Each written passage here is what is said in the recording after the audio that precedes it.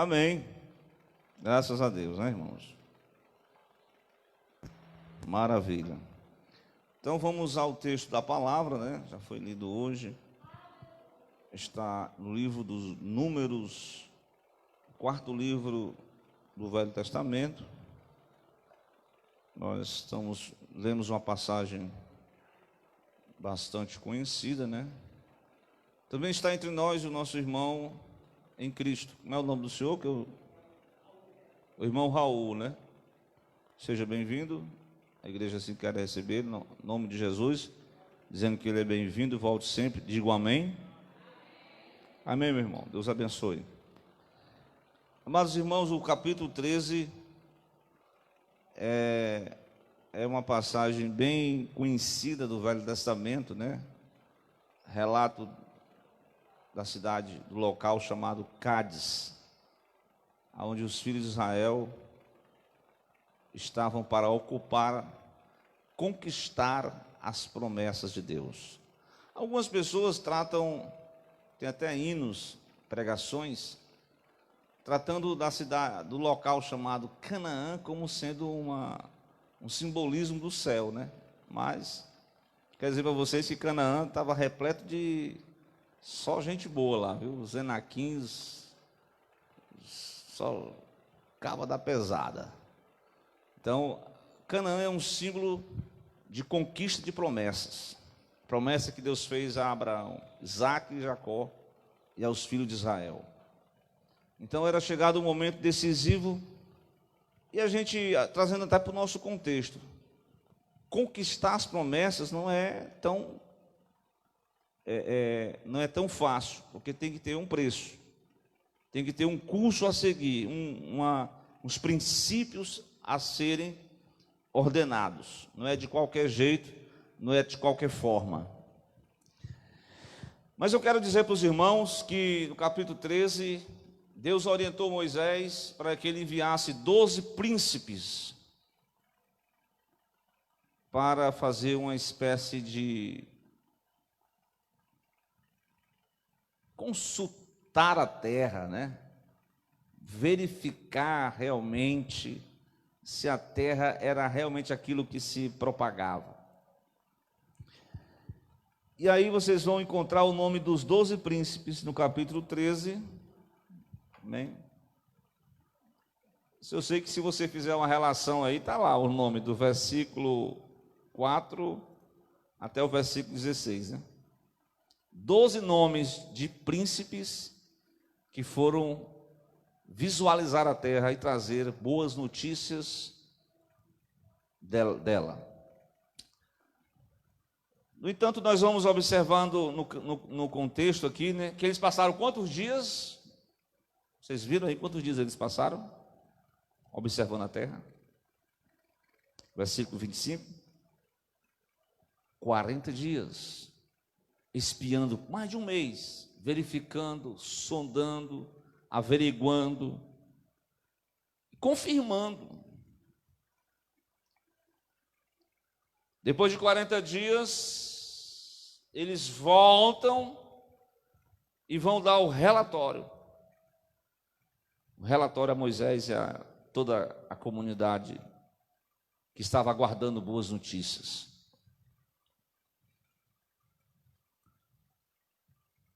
Eles foram fazer uma prestação de contas, está lá no versículo 26, e aí mostraram até o fruto da terra, né, o cacho de uvas, muito bem desenvolvido, e o povo ficou empolgado, ficou alegre.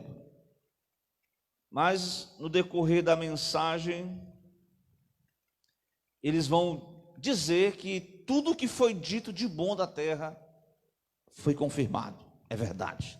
A terra tem um dizer que dizia mana, leite e mel. Uma terra boa. Mas a partir do versículo 28, vocês vão entender que aqueles príncipes, 12 príncipes, é do conhecimento que dos 12, apenas 2 a gente conhece de nome, assim, né? Sabe o nome, né? Um deles é Oséias, que depois se tornou Josué, e o Caleb. São esses dois. Não sei, você sabe por quê, né? Que eles foram diferenciados. Porque as pessoas que seguem a Cristo, né, elas têm os mesmos propósitos, mas nem todos têm aquela mesma visão, né, do reino de Deus, a visão do propósito de Deus. E elas acabam, muitas delas, aqui nós temos 10 pessoas. Eu costumo dizer que às vezes é só um grupo pequeno, mas ele faz um barulho tão grande que consegue influenciar uma multidão de gente. É o que aconteceu aqui. Um grupo de 10 homens que conseguiram influenciar a multidão de gente. Mas desta feita eu quero me resumir aqui a ação, a influência desse pequeno grupo. Porque aonde nós estivermos, em qualquer contexto, seja o contexto de trabalho, seja de igreja, ou até de escola, nós possamos atentar para não ser influenciados por influências contrárias. Vamos lá, vamos percebendo aqui algumas coisas que interessante que no final eles se acharam tão pequenos, eles se apequenaram, se tornaram medíocres, de tal ponto que eles, de príncipes, a posição de príncipes, eles se tornaram como meros insetos, chamados gafanhotos. Nós somos como gafanhotos. Ele vai mostrar aí no versículo 28, o povo, porém, olha o relatório, o povo, porém, que habita nessa terra, porque assim, há duas conotações, duas questões que as pessoas fazem em relação aos desafios da vida, ao inimigo das nossas vidas. Uma, ou nós desprezamos, que nós não podemos, a Bíblia diz, lá em 2 Coríntios, não desprezemos os seus ardis, as suas estratégias, não desprezemos. Ou então nós supervalorizamos, damos poder demais ao inimigo, né? É o caso de Saul e todos aqueles seus soldados que estavam supervalorizando a altura, o potencial do gigante Golias. Acabaram se apequenando, ficaram tão pequenininhos diante do gigante que não tiveram força para vencê-lo. Aí Deus teve que usar um garoto. Aqui no texto bíblico diz, ele vai começar a descrever que o povo que habita naquela terra é poderoso. As cidades eram fortes, era verdadeira fortaleza. Tem uma passagem bíblica que a cidade de Jerusalém era considerada a fortaleza de Sião. Inclusive quem morava nela era os jebuseus, que quando Davi conquista a cidade de Jerusalém, ele dá uma recompensa. Quem adentrar na cidade e vencer aquelas fortalezas, iriam ser nomeados para ser um dos seus generais, como foi o caso de Joabe, que foi promovido quando ele conseguiu essa grande conquista. Porque os jebuseus se achavam tão poderosos que ele só pode vir aí quem for. Aqui nós vencemos qualquer um. Pode vir até com um exército forte, mas até com um exército fraco nós vencemos. Estavam como uma fortaleza, indestrutível. Mas Deus deu vitória ao exército de Davi. Então eram desafios enormes, gigantes, cidades fortes. E todos esses desafios foram, no caso, para um povo que tinha já passado por diversas experiências. Isso aqui nos traz ao nosso coração uma mensagem, que ao longo da vida nós vamos, até o hino da harpa que a Leia gosta de cantar, conte as bênçãos, quantas são, que tem recebida da divina mão, uma a uma, diz-as de uma vez. Então ele vai, eu trago a aplicação que ao longo da vida, né, você vai passando por situações, você vai passando por experiências, Mas vai chegando um momento que as experiências vão ficando no passado e você tem novos desafios. E novas conquistas. E mais difícil ainda. Mas espera aí. O Deus que atravessou contigo numa situação que talvez você achava naquela época difícil, mas Ele te deu força, Ele te abriu as portas, Ele te fortaleceu, Ele conduziu a sua vida, Ele segurou na tua mão, Ele te deu livramento, Ele te deu proteção, Ele te deu fortaleza, e tu passou por cima, e tu venceu, tu superou. E a Bíblia diz, da fraqueza tirou força. Glória a Deus. E o Joel diz, diga ao fraco, eu sou forte. Mas chegou um momento em que parece que a fé quer sucumbir diante de um problema, de um desafio. Tudo aquilo que essa nação, desde o livro de Êxodo, todas as pragas, todos os momentos de tensão que eles haviam passado, as doenças, as pragas, que mais? A passagem do Mar Vermelho, todas as provisões, e olhe que eles estavam já no deserto, quase 2 anos ao sopé do monte, e Deus estava dando a ordem para eles saírem e fazer o reconhecimento, para depois fazer uma estratégia militar, né? Primeiro reconhece, depois ocupa, glória a Deus. Mas esses 12 príncipes, os 10 começaram a supervalorizar os problemas, as barreiras, as fortalezas do inimigo, até o tamanho dos homens. Destacou aqui os filhos de Anak, que eram gigantes, homens de alta estatura elevada, as cidades indestrutíveis, porque eram fortalezas rochosas. Então eles se acharam pequenos. Olha, nós somos como gafanhotos, nós não vamos conseguir não.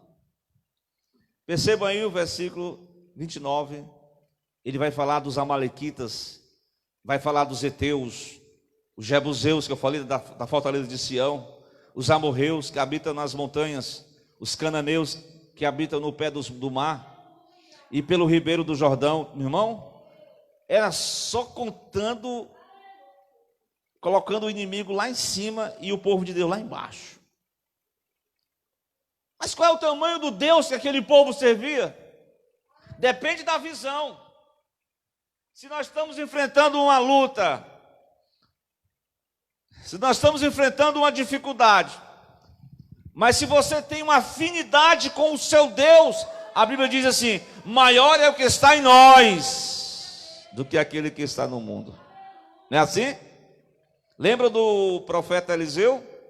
Quando Eliseu revelava todos os segredos militares, e os generais perguntaram uns para o outro, o que está acontecendo? Alguém de nós está traindo aqui, porque todos os nossos planos militares são sabotados. O que está acontecendo? Aí um dos generais diz, olha, tem um profeta lá, que Deus revela a ele o oculto, o escondido, as estratégias dos inimigos, e o rei do norte consegue vencer todas. Aí então eles cercaram o profeta, e quando o Eliseu se viu ali cercado de exército, o Geazi se acorda de manhã, e o Geazi vê toda aqueles soldados armados, e diz, e agora, meu Deus, o que nós vamos fazer? Eliseu diz, calma, Geazi. E ele fez uma oração, abre os olhos do moço. Quando ele abriu os olhos, ele não viu só os soldados do inimigo, ele viu os soldados, o exército de Deus, os anjos de Deus acampados. E ali, irmão, inimigo não pode te tocar.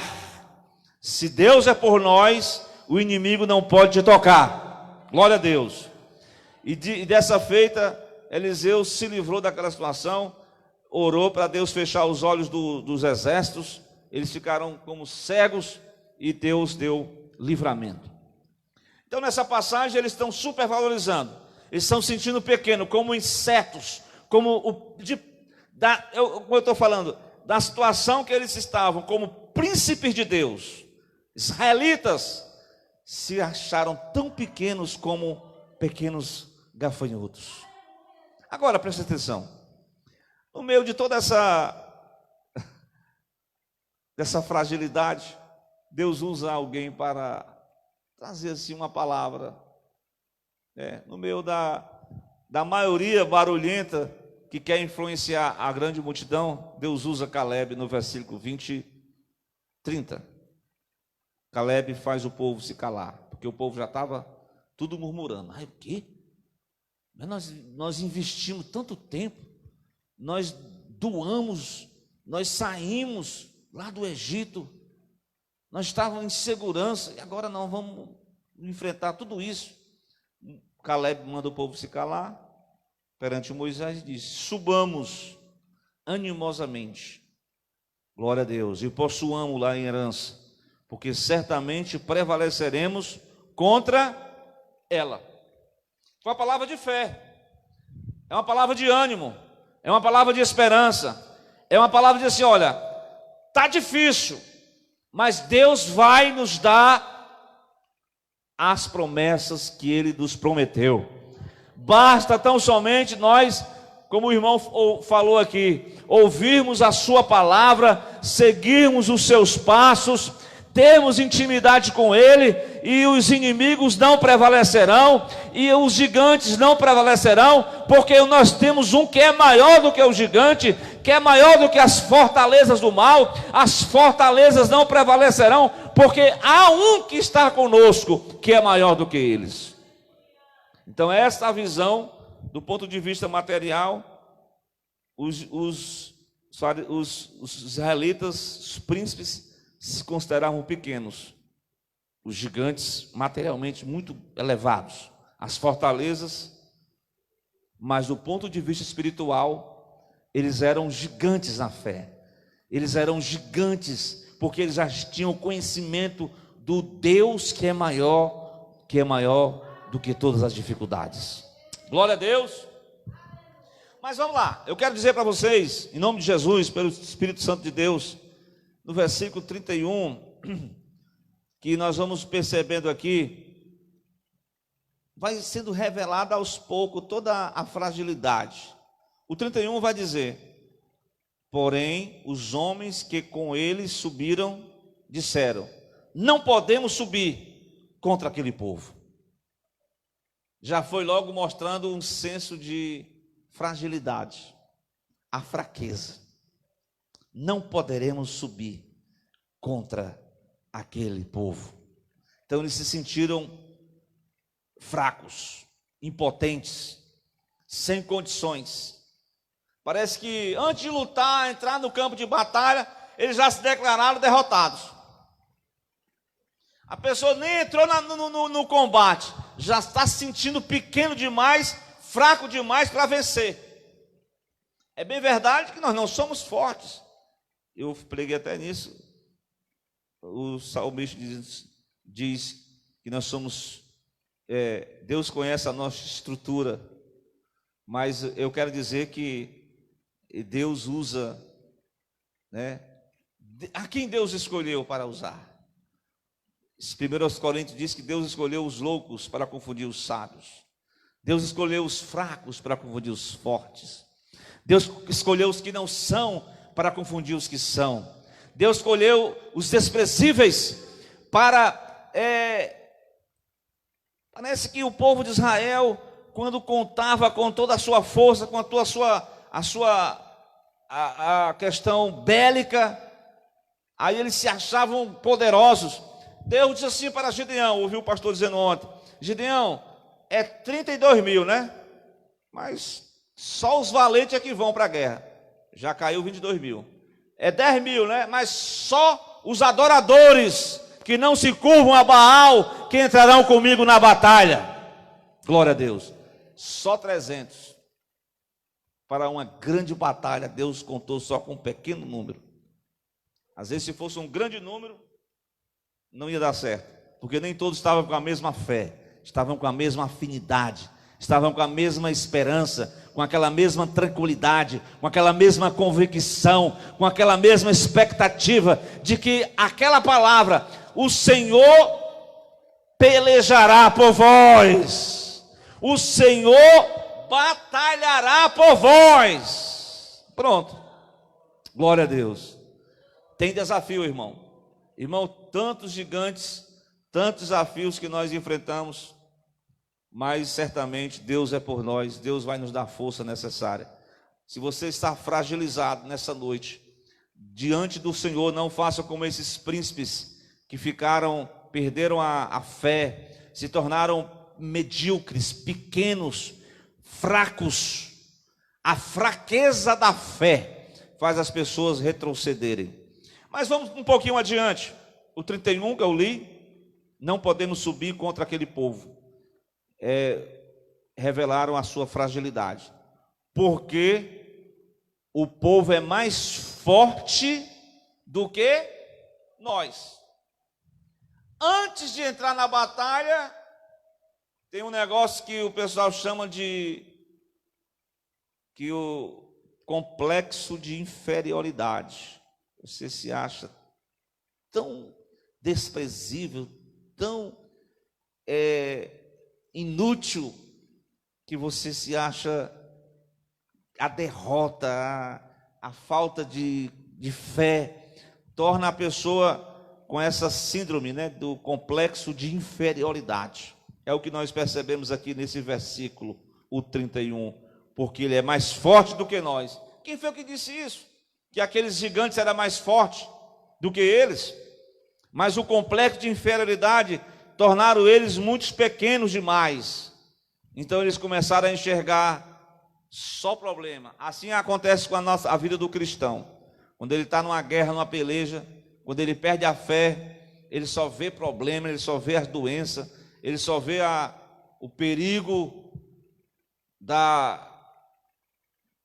dos problemas sociais, dos problemas econômicos, dos problemas políticos, dos problemas dos últimos tempos.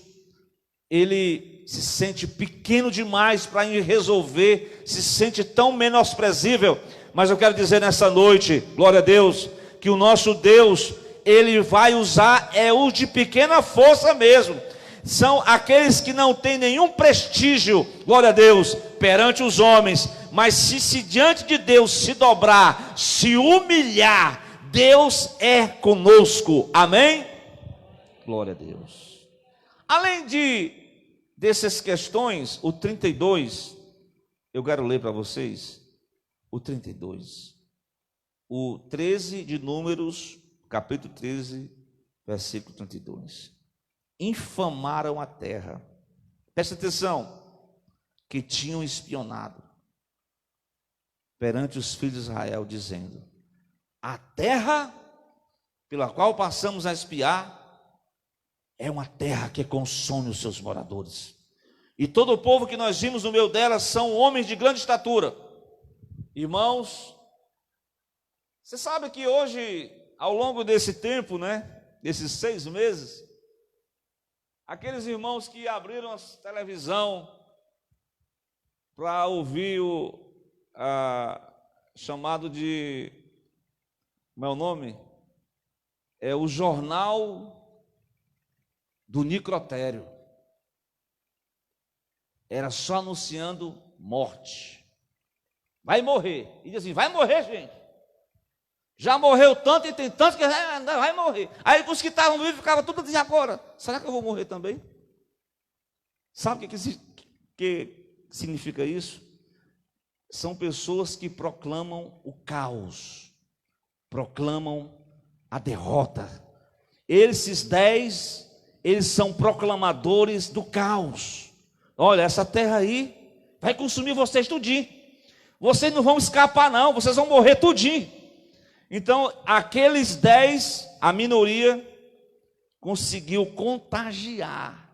No 14, depois vocês podem ver, a multidão foi contagiada através dessa proclamação do caos, proclamação do medo, proclamação da derrota.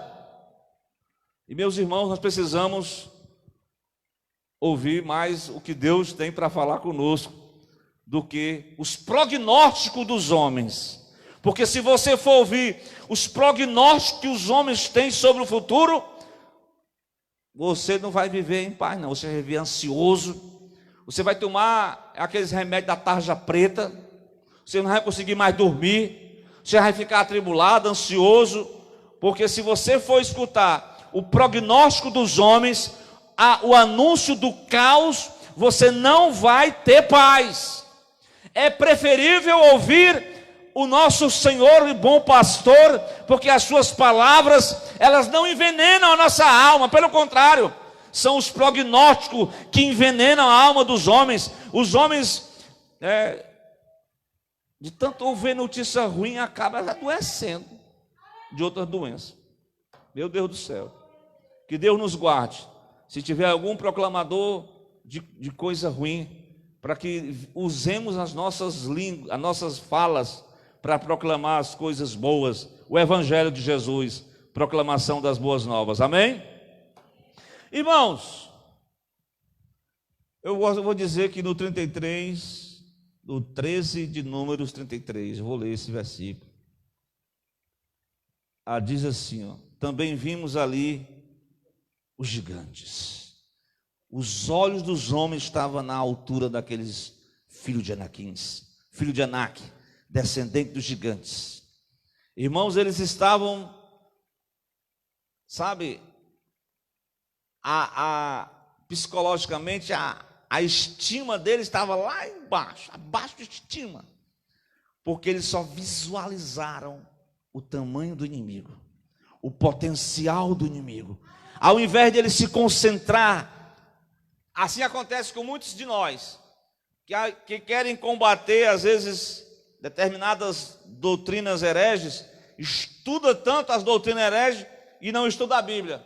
Aí acaba passando do lado do inimigo e esquece os princípios da Bíblia. Basta você conhecer a palavra de Deus. E se você tiver a palavra de Deus, as filosofias, as vãs sutilezas, elas estão em todo canto. Inclusive nas escolas, inclusive nas faculdades, as filosofias estão aí. Filosofia mundana, que querem desviar os homens, querem tirar o foco das pessoas de Deus. Essas filosofias, elas colocam Deus embaixo e o homem sempre por cima. Meu Deus do céu. Colocam a verdade como sendo algo que não é absoluto. Quando você ouvir um discurso dizer que não há verdade absoluta, desconfie desse discurso. Esse discurso, ele está permeado de vãs filosofias humanas, que não acreditam mais no potencial da unção de Deus. A unção de Deus. Então as pessoas aqui, de tanto supervalorizar os problemas, dificuldade, se tornaram pessoas de baixa estima, pessoas desanimadas, não têm força para caminhar, não têm força para agir por fé e não caminham por fé, porque estão tudo desanimados. Só vê problema, só vê morte, só vê doença, só vê dificuldade, só vê os gigantes. Está na hora de nós, como diz o Salmo 121, eleva os meus olhos para os montes, de onde virá o meu socorro vem do Senhor, que fez os céus e a terra. Amém? Glória a Deus. Irmãos, concluindo aqui, éramos aos nossos olhos como gafanhotos, e assim também éramos aos seus olhos. De uma situação da posição de príncipe de Deus, escolhido por Moisés, por Deus, para representar a nação, para visualizarem a terra. E ao invés de trazer coisas boas, e ao invés de trazer fé e esperança, eles se sentiram, a visão dele foi distorcida. Eles começaram a ver só sem a visão de Deus. E pode ter certeza, ser servo de Deus, sem visão de Deus, você começa a ver só.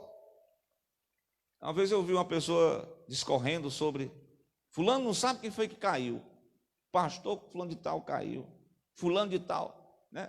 Até uma vez os irmãos sabem que tem sites que se preocupam em saber quais são as novidades daqueles que caíram, que adulteraram, que fizeram coisas erradas com a questão da corrupção do dinheiro. E tem pessoas que se alimentam desse tipo de coisa. Então, a visão dessa pessoa não é a visão de Jesus, não é a visão do reino. Como nós falamos já, tem pessoas que só têm a visão financeira. Eles acham que a igreja é pequenas igrejas, grandes negócios. Essas pessoas perderam a visão de Deus, a visão do reino. A visão de Jesus não é para ajuntar, para fazer dele uma pessoa rico na fé. É claro que as demais coisas vos serão acrescentadas, mas quando você visualiza só o material, você perdeu a visão do reino, você perdeu a visão espiritual. E esses 10 espias, eles perderam a visão foi distorcida, porque eles se sentiram tão medíocre, não eram mais príncipes de Deus, eles se sentiram como insetos, como gafanhotos, que poderiam ser destruídos a qualquer hora. Assim as pessoas não sabem quem são, porque uma realidade da vida, as perguntas mais interessantes, é saber quem nós somos em Cristo. Em Cristo, nós somos herança de Deus, nós somos transformados de Deus, geração eleita de Deus, escolhidos para fazer a diferença. Mas quando você perde toda essa noção, essa visão, você começa a ver só defeito na igreja, e vê defeito nos pastores, vê defeito nos irmãos. A cegueira é tão grande que a pessoa enxerga como é que diz a Bíblia? Um detalhezinho tão pequenininho, como diz lá em Mateus: coa um mosquito, mas engole um camelo. Perdeu a visão. Assim aconteceu com esses 10 homens, irmãos, que conseguiram contaminar, influenciar toda aquela multidão, que no 14 vocês vão ver depois. Mas que nesta noite nós possamos pedir a Deus para Ele conceder a mesma oração de Eliseu, para nós não só... Porque tem gente que só vê treva, só vê coisa ruim, né? E tem irmãos que tem umas certas...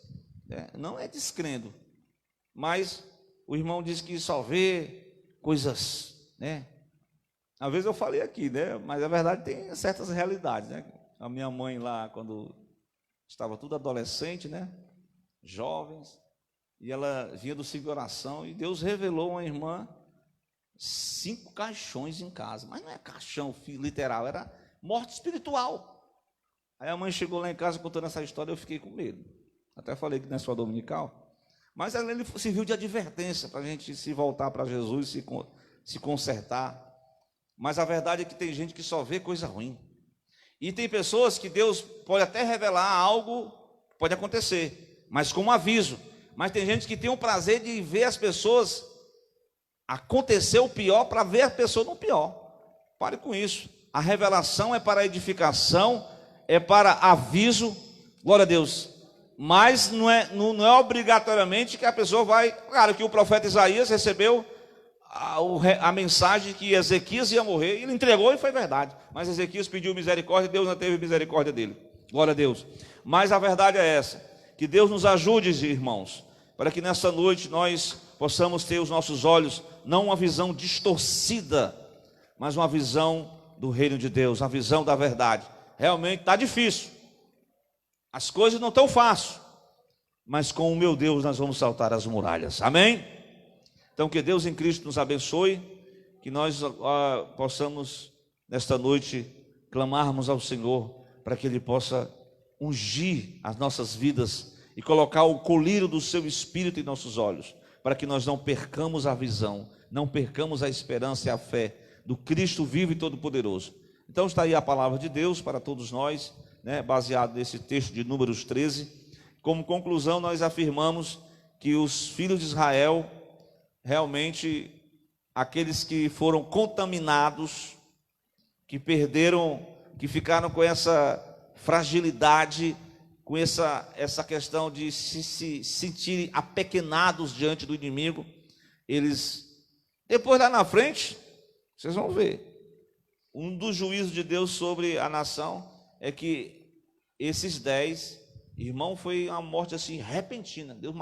Deus feriu esses 10 homens de praga, porque contaminaram, porque tem gente que só vive na igreja ao invés de permear coisas boas, contamina, jogando conversas, mexericos, contando coisas, causando polêmicas, causando divergência, causando desentendimento. São irmãos que estão em nosso meio, mas que nós precisamos ter misericórdia deles, para que eles possam abrir os seus olhos, para que eles possam ter crescimento espiritual, para que eles possam ter maturidade, para que eles possam não se embriagar com o vinho da contenda, mas que sobretudo venham ser cheios do Espírito Santo de Deus. E se sente com complexo de pequenez, você se sinta valorizado pelo sangue de Jesus, que te comprou com alto preço lá na cruz do Calvário. Então você é mais do que vencedor, amém? Vamos ficar de pé para a gente orar? Glória a Deus. Então está aí a mensagem. Tem algum aviso aí sobre... o aviso que eu falei, né? Os irmãos, a escola dominical, amanhã, os jovens, né, irmão Francisco? A irmã não veio hoje, mas aniversariantes desse mês de outubro, os irmãos orou domingo. Teve alguém? Foi a irmã Francisca, né, irmã Francisca? Foi dia 10, foi a senhora? Nós vamos orar pela irmã. A irmã pode vir aqui à frente, para a gente orar pela irmã Francisca do Carmo, em nome de Jesus. Os irmãos, né, por enquanto, nós não estamos fazendo aqueles trabalhos de ensaios, né? Ontem nós tivemos uma reunião ali. Então, a gente vai funcionando dessa forma ainda, né? Se aqueles que quiserem cooperar com o culto na praça da MRV amanhã, eu digo sábado, o irmão Adaildo estará lá com a equipe de voluntários para pregar o evangelho naquela praça. Os irmãos desejam parabenizar a nossa irmã Francisca do Carmo, que no último dia 10 completou mais um ano de vida. Se assim é bem verdade, vamos dizer feliz aniversário. Deus abençoe. Diga, irmã.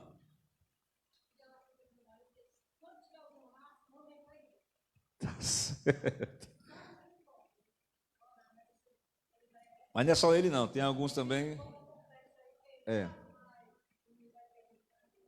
Vamos orar para esses irmãos que